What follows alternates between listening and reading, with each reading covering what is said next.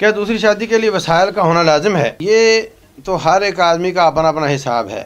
اگر تو بیوی وہ پورے نخرے کرنا چاہتی ہے جو آج کل کے عورتوں کے ہیں، تو پھر تو ظاہر سی بات ہے وسائل نہ ہوئے تو یہ پریشان ہو جائے گا۔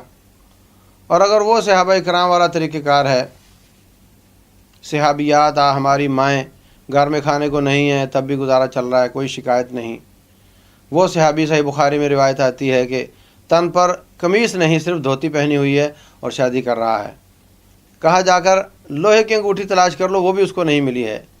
تو اللہ تبارک و تعالیٰ فرماتے ہیں وَانْكِحُوا الْأَيَامَ مِنْكُمْ وَالصَّالِحِينَ مِنْ عِبَادِكُمْ وَإِمَائِكُمْ إِنْ يَكُونُوا فُقَرَاءَ يُغْنِهُمُ اللَّهُ مِنْ فَضْلِهِ۔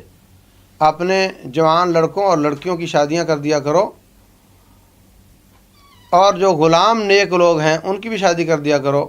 اگر وہ فقیر ہوں گے تو اللہ تعالیٰ اپنے فضل سے ان کو غنی کر دے گا۔ تو یہ اللہ تعالیٰ کا وعدہ ہے وہ۔ لیکن ہمارے ہاں غنی کی ڈیفینیشن بدل چکی ہے۔ ہم کہتے ہیں کہ گزارے سے بڑھ کر نخرے والا گنا، اس کا رب نے وعدہ نہیں یہاں کیا کہ ہم تمہارے نخرے پورے کریں گے۔ اللہ نے کہا غنی کر دیں گے، غنی ہو جائے گا انشاءاللہ۔ یہ اللہ کا وعدہ ہے۔ جو بھی شادی کرے، پہلی ہو یا چوتھی ہو، اس کو اللہ گزارے والی شکل اس کو ضرور دے گا۔ جو عورت آئے گی وہ اپنا رزق ساتھ لے کر آئے گی۔